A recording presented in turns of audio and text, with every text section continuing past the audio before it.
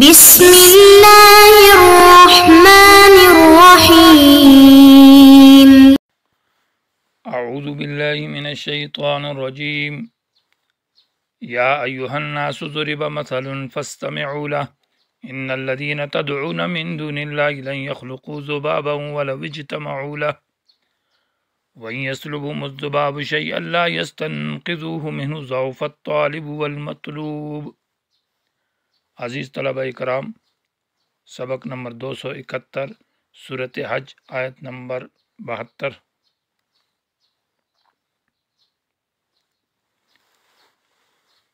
سورت کا آخری حصہ ہے، اور گزشتہ سبق کے اندر جب قرآن کے بیان کے وقت کفار کی حالت کا بیان تھا کہ جب قرآن بیان کیا جاتا ہے اور خاص کر قرآن میں مسئلہ توحید، تو ان کے چہروں پر تیور چڑھ جاتے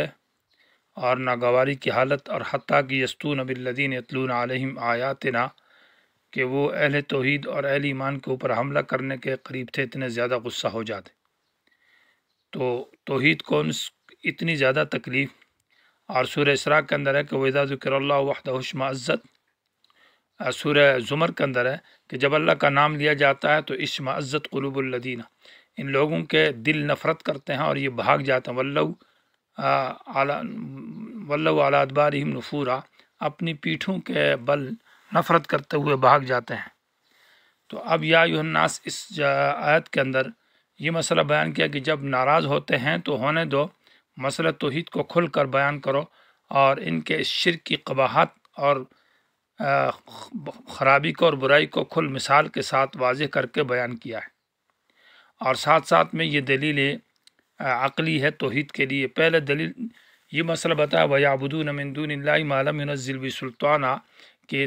شرک کے اوپر ان کے پاس دلیل منزلہ بھی نہیں ہے، اور مَا لَهُم بِهِ مِنْ عِلْمٍ، کوئی علمی اور عقلی دلیل بھی نہیں ہے۔ ہاں، توحید کے اوپر دلیل عقلی ہے، اور شرک کی تردید کے اوپر یہ مثال اور یہ دلیل پیش کی جا رہی ہے۔ یا ایھا الناس، اے لوگو، ضربا بیان کیا جاتا ہے مثلا ایک مثال، یعنی ایک ایسی مثال اور ایک عجیب بیان کیا جاتا ہے، فاستمعوا لہ، اس کو توجہ سے سنو، ان الذین، یقیناً وہ لوگ، تدعون، کہ تم پکارتے ہو، من دون اللہ، اللہ کے سوا، لن یخلقوا ذبابا، وہ ہرگز نہیں پیدا کر سکتے مکھی، ولو اجتمعوا لہ، اگرچہ وہ سب اکٹھے ہو جائیں اس کے پیدائش کرنے کے لیے، وَإِن یسلبھم الذباب، اگر ان معبودوں سے چھین لے مکھی شیئن، کوئی چیز، تو لا یستنقذوہ منہ، یہ نہیں چھڑا سکتے اس سے، اس چیز کو واپس نہیں لے سکتے۔ ضعف الطالب، کمزور ہے طالب بھی، والمطلوب، اور مطلوب یعنی عابد اور معبود دونوں کمزور ہے۔ یا ایھا الناس، اے لوگو، ضربا، یہ مثال عام لوگوں کے لیے بیان، ضربا بمانا بیان کیا ہے، بیان کی جاتی ہے، مثلا مانا ایک مثال، یا مثلا مانا ایک عجیب بیان ہے،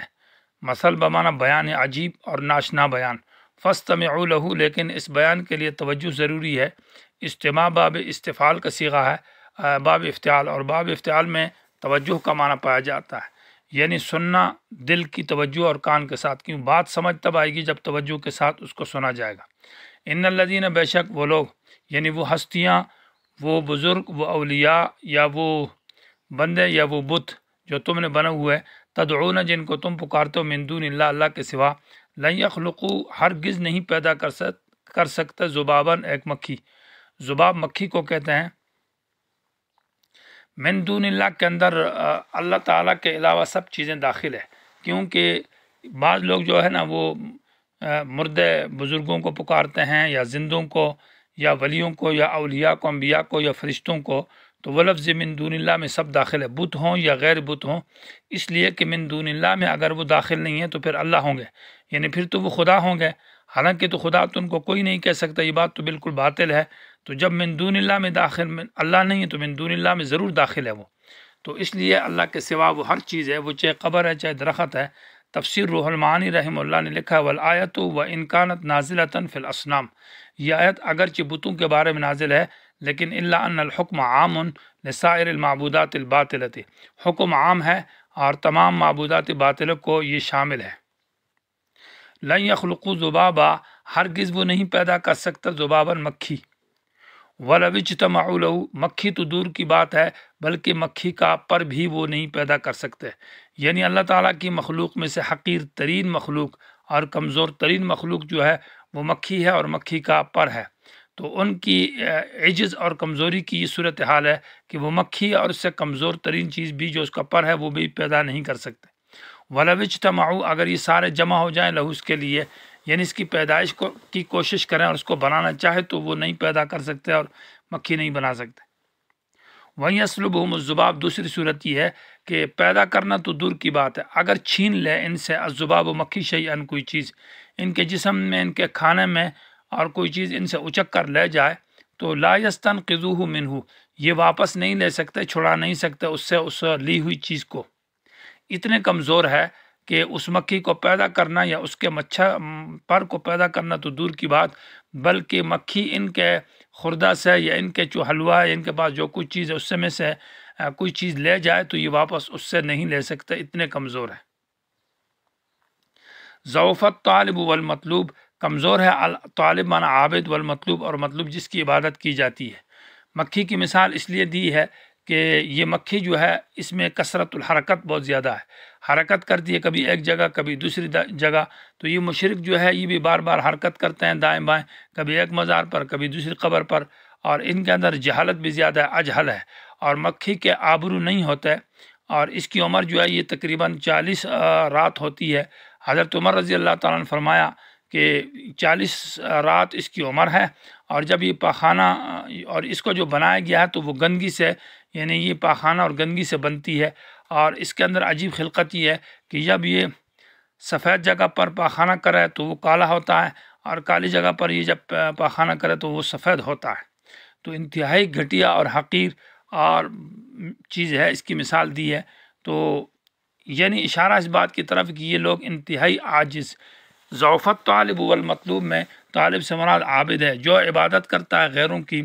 بتوں کی یا قبروں کی یا جس چیز کی، وہ کمزور ہے۔ والمطلوب اور جس سے عبادت کی جاتی ہے، جس سے مانگا جاتا ہے، وہ بھی کمزور ہے، کیونکہ وہ مکھی اور اس کے پر اور اس چیزوں کو نہیں بنا سکتا۔ تو حاصل اس کا یہ نکلے گا کہ اللہ تبارک و تعالی جو عظیم ذات ہے، جس نے کائنات کو پیدا کیا ہے اور بڑی چیزیں اور چھوٹی چیزیں اور کائنات کے ذرے ذرے کو پیدا کیا ہے، اس ذات کو چھوڑ کر کمزور اور محتاجوں کے پیچھے چلتے ہیں، ان کی عبادت کرتے ہیں، ان کے نام کے نذرانے اور شکرانے دیتے ہیں، یہ انتہائی اللہ کا حق جو ہے مخلوق کو دے دیا اور اللہ کی ذات کو چھوڑ دیا، تو یہ اللہ کی بے حرمتی اور بے قدری ہے۔ ما قدر اللہ حق قدر ہی سے سوال کا جواب ہے کہ